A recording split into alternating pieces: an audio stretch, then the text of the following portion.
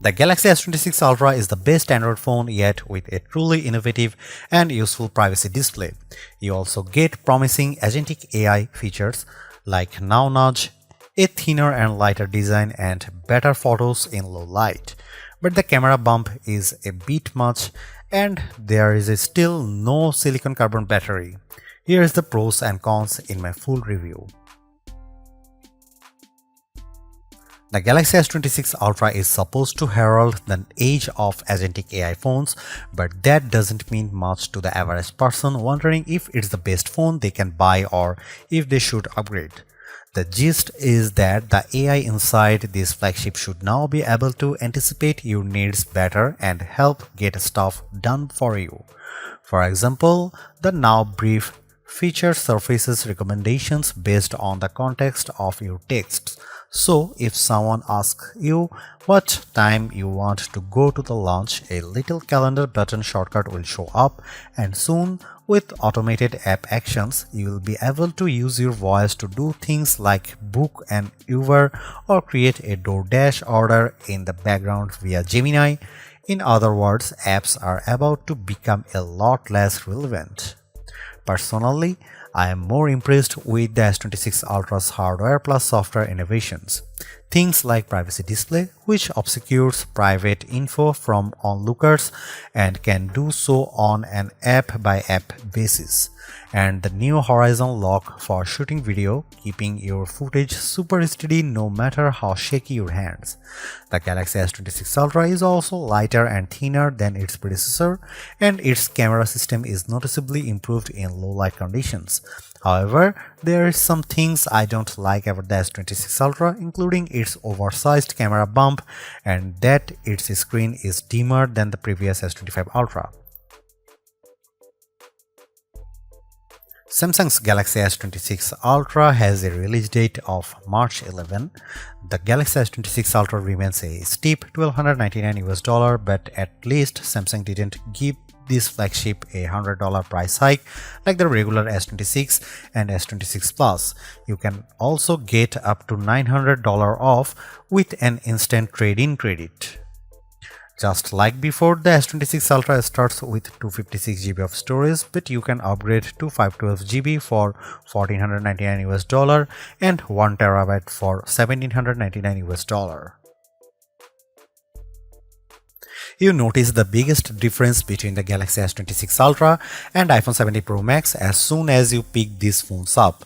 The S26 Ultra with just 7.55 ounces compared to 8.22 ounces for Apple's big screen flagship. The S26 Ultra is also thinner and lighter than the S25 Ultra, but also a smidge taller and wider. Samsung was able to achieve this weight loss partially because it ditched the titanium frame for aluminum, and I don't think it's a huge loss. The S26 Ultra also has more rounded corners versus the S25 Ultra, which helps make the phone look more unified with the rest of Samsung's new lineup, but it also makes it look more like an iPhone at a glance. I'd actually rather my $1,300 phone visually stand out compared to Samsung's other phones, but then again, I am a phone snob. My bigger issue is with the S26 Ultra's huge camera bump. The translucent pill-shaped glass plateau looks sleek compared to the floating lenses on the S25 Ultra, but the thickness of the bump itself causes the newer phone to wobble a lot more when placed flat on a table. And while the camera plateau on the iPhone 17 Pro Max is even bigger, it stretches across the back of the phone and therefore doesn't result in wobble. The other bummer about the S26 Ultra is that it lacks QI2 magnets for MagSafe-like charging. You will need to use a case once more to get the functionality. Samsung purposely left off these magnets in order to create a thinner and lighter design while also making the vapor chamber for cooling bigger. Samsung says that 98% of its customers get a case anyway, and that's probably a good idea. The back of my Cobalt Violet model picked up a noticeable scratch on the back in just a few days. I do like this color the best, though you can also pick from black, white and sky blue, and you can order silver shadow and pink gold exclusively on Samsung.com. In our previous iPhone 17 Pro Max versus Galaxy S25 Ultra camera shootout, Samsung lost points for mediocre low-light performance, but Samsung is firing back with a wider aperture on its main 200 megapixel camera and 50 megapixel telephoto lens. The result should be up to 47% and 37% brighter images through these two cameras. So I put that to set the test in a series of shots with the Galaxy S25 Ultra and Apple's flagship. Check out this zoom shot of clocked out. The Galaxy S26 Ultra image is noticeably clearer, while the S25 Ultra shot is fuzzy and choke full of noise. So how about colors? In this shot of tinted daisies, I prefer the brighter image from the iPhone 17 Pro Max, but the Galaxy S26 Ultra delivers a bit more detail in the petals and more contrast, so it comes down to personal preference. The S26 Ultra fared better indoors too. In this nearly dark room, it shot a brighter image of these decorative flowers and vase. You can make out more detail in the petals and the lamp in the background. The iPhone 17 Pro Max captures an even brighter shot too. Here are some camera samples of the Galaxy S26 Ultra.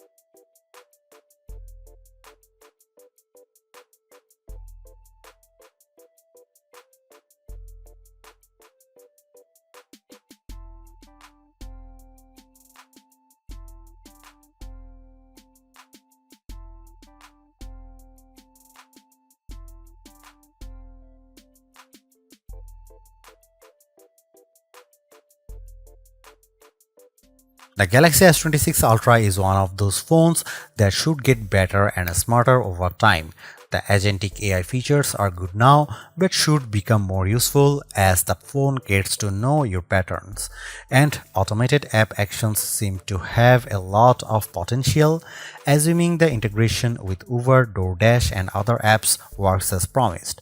The reasons to get the S26 Ultra right now and upgrade your phone are features like privacy display. At a time, phone makers are being criticized for iterative updates, this is a truly innovative feature that solves a problem and it is completely customizable. I am also very impressed with the horizon lock feature when shooting video and improved low light photos and videos. I'd like to see a design that doesn't wobble on your desk with a revamped camera bump, and I'm a bit worried that I got a scratch on the back of the phone after just a week of testing. And while the battery life is solid, the iPhone 17 Pro Max is still ahead on endurance, and Samsung could surge ahead if it embraces silicon carbon tech. Overall, I highly recommend the S26 Ultra. It's super smart, sleek and fast.